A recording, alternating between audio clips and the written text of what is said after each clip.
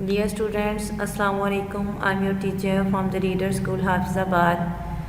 Class 9 सूरतुल अनफाल का रुकू number 2 आयत 11 ta 19 हम पढ़ेंगे। इसका हम लफ्ज़ी और बामुहावरा तर्जुमा पढ़ते हैं। बिस्मिल्लाहिर्रहमानिर्रहीम। इस जब युगशिकुमुन्नुआसा तारी कर दी तुम पर अन्नुआसा ऊँग अमानतन तस्कीन मिन्हु इससे वयुनज़्ज़िलु और उतारा अलैकुम तुम पर मिनस्समाई आसमान से मान पानी लियुतहिरकुम ताकि पाक कर दे तुमको बिही इससे वयुज़हिबा और ले जाए या दूर कर दे अनकुम तुमसे रिजसा नापाकी अशैयर पिता और बांध दे अला पर कुलूबिकुम तुम्हारे दिल वयुसब्बिता और साबित कर दे बिही इससे अल अक़दामी तुम्हारे कदम। अल्लाह ताला ने ग़ज़वा बदर के मौके पर मुसलमानों पर आसमान से पानी बरसाया और उन पर नींद तारी कर दी। उसने जब तुम्हारी तस्कीन के लिए अपनी तरफ से तुम्हें नींद की चादर ओढ़ा दी और तुम पर आसमान से पानी बरसाया ताकि तुमको इससे नहला कर पाक कर दे और शैतानी नजासत को तुमसे दूर कर दे,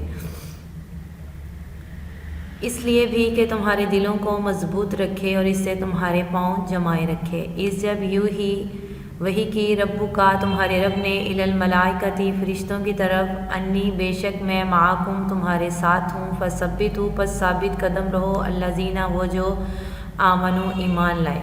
जब तुम्हारा परवरदिगार फरिश्तों को इरशाद फरमाता था कि मैं तुम्हारे साथ हूँ, तुम मोमिनों को तसल्ली दो कि वो भी साबित कदम रहें। साउल की अनकरीब मैं डाल देता हूँ फ़ी में क़ुलूब दिल अल्लाज़ीना कफ़रू वो जिन्होंने कुफ़र किया रोबा रोब फजरीबू पस मारो फ़ौका ऊपर आना की गर्दने वजरीबू और ज़रब लगाओ मिनहुम उनसे कुल्ला हर बनानिन पोर पोर।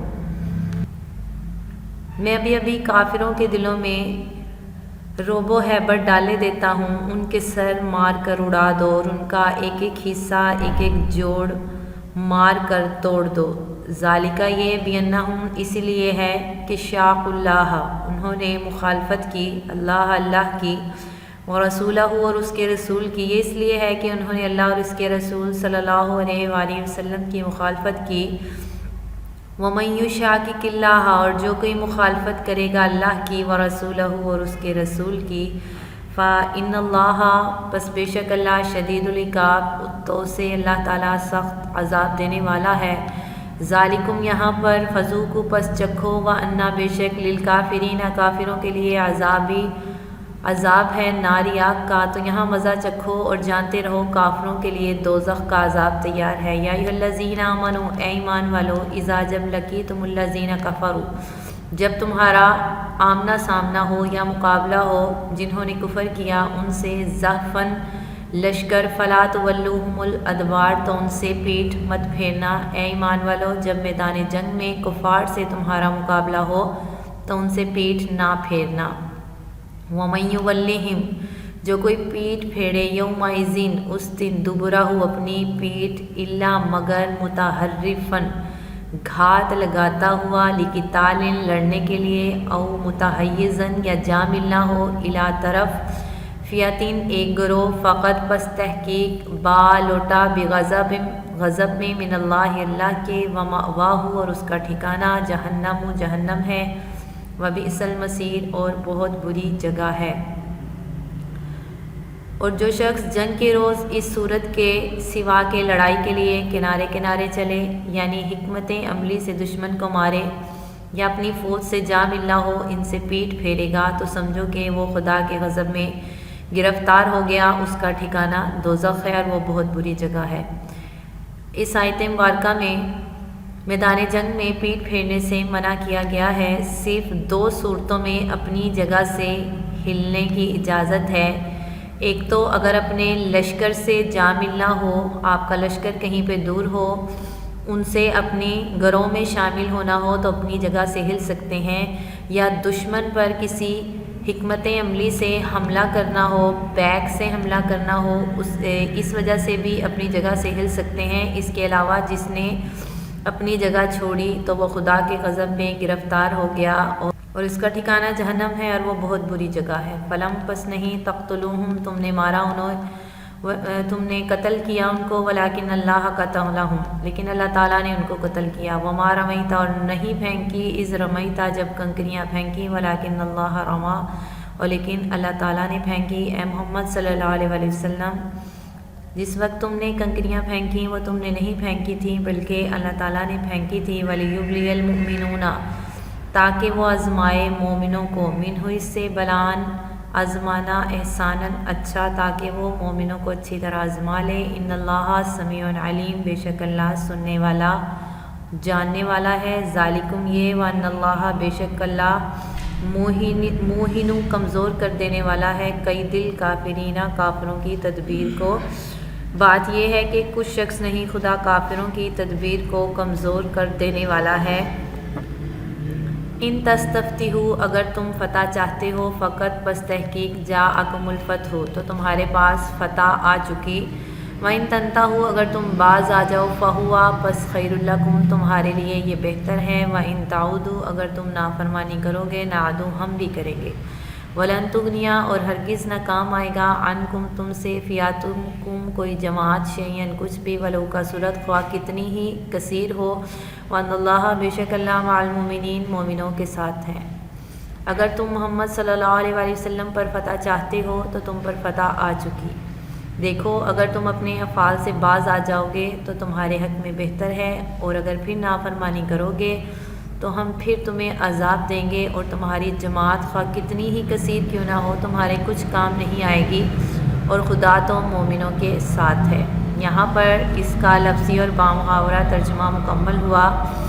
آگے ہم رکو نمبر 2 کی مشق پڑھیں گے۔ الکلمات والتراکیب، الفاظ اور ان کے معنی۔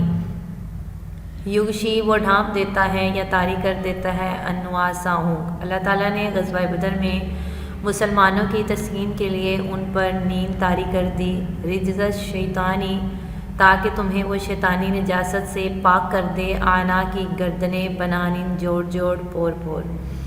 مسلمانوں کو حکم دیا جاتا ہے کہ وہ کفار کا ایک ایک حصہ، ان کی گردنیں، ان کا جوڑ جوڑ توڑ دو۔ زحفاً، لشکر کشی کی صورت میں، متحرفاً لقتال، جنگی جال کے طور پر، جنگی چال کے طور پر، یا لشکر کشی کی صورت میں میدان جنگ سے پیٹھ پھیرنا جائز ہے، اس کے علاوہ میدان جنگ سے بھاگنے کی اجازت نہیں ہے۔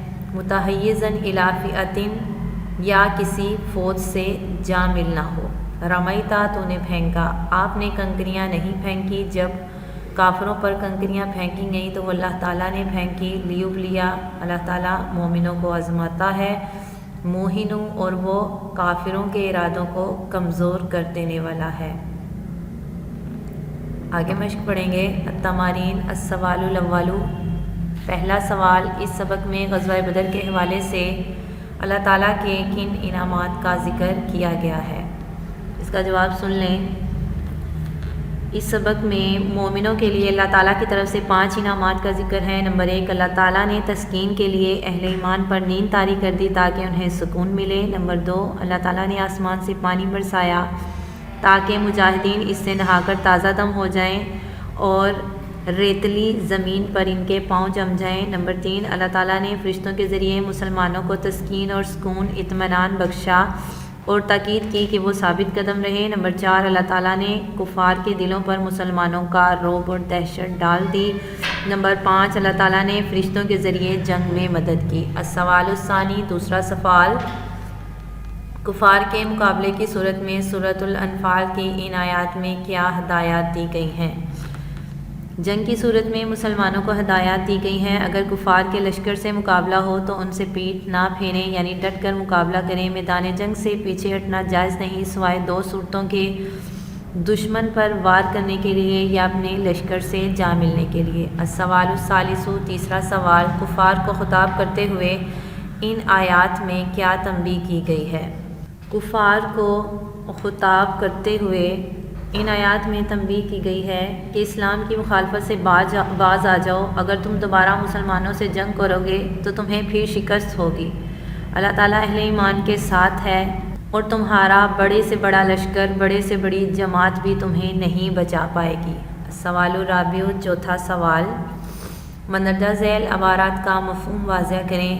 یا ایھا الذین آمنوا اذا لقیتم الذین کفروا زحفا فلا تولوہم الادبار، اے ایمان والو میدان جنگ میں کفار سے تمہارا مقابلہ ہو تو پیٹھ مت پھیرو۔ یہاں پر پھر دوبارہ مسلمانوں کو یہ بات یاد دہانی کرائی گئی ہے کہ جنگ کی صورت میں پیٹھ پھیرنا جائز نہیں سوائے دو صورتوں کے۔ جنگ میں ثابت قدم رہنے کا حکم ہے۔ اگلی آیت سنیں، وَمَا رَمَيْتَ إِذْ رَمَيْتَ وَلَٰكِنَّ اللَّهَ رَمَىٰ، اے محمد صلی اللہ علیہ وآلہ وسلم جس وقت تم نے کنکریاں پھینکی تھیں تو وہ تم نے نہیں پھینکی تھیں بلکہ اللہ تعالیٰ نے پھینکی تھی۔ غزوہ بدر میں رسول اکرم صلی اللہ علیہ وآلہ وسلم نے مٹھی بھر کنکریاں کفار کی طرف پھینک کر ان پر لعنت فرمائی۔ اللہ تعالیٰ نے اس واقعے کی طرف اشارہ کر کے فرمایا ہے یہ کنکریاں آپ نے نہیں پھینکی بلکہ اللہ تعالیٰ نے پھینکی تھیں، یعنی اس عمل میں اللہ تعالیٰ کی رضا شامل تھی اور کفار پر اللہ تعالیٰ نے بھی لعنت فرمائی ہے۔ آخری آیت سنیں، وَلَن تُغْنِيَ عَنْكُمْ فِئَاتُكُمْ شَيْئًا وَلَوْ كَثُرَتْ، اور تمہاری جماعت خواہ کتنی ہی کثیر کیوں نہ ہو تمہارے کچھ کام نہیں آئے گی۔ اللہ تعالیٰ نے جنگ بدر کے موقع پر کفار کو خبردار کیا کہ وہ مسلمانوں سے جنگ کا ارادہ ترک کر دیں۔ اگر وہ دوبارہ جنگ کے لیے زیادہ بڑے سے بڑا لشکر بھی تیار کریں گے تو ان کا لشکر، ان کی بڑے سے بڑی جماعت بھی ان کے کچھ کام نہیں آئے گی اور انہیں ہر حال میں شکست ہی ہوگی، کیونکہ اللہ تعالیٰ مومنوں کے ساتھ ہے۔ کلاس 9 یہاں پر آپ کی مشق ختم ہوئی۔ اس رکوع نمبر 2 کا لفظی و بامحاورہ ترجمہ آپ یاد کریں گے، مشقی سوالات کے جوابات بھی یاد کریں گے۔ ہیلپنگ بک سے اضافی سوالات اور MCQs بھی آپ لوگ یاد کریں گے۔ تھینکس، اللہ حافظ۔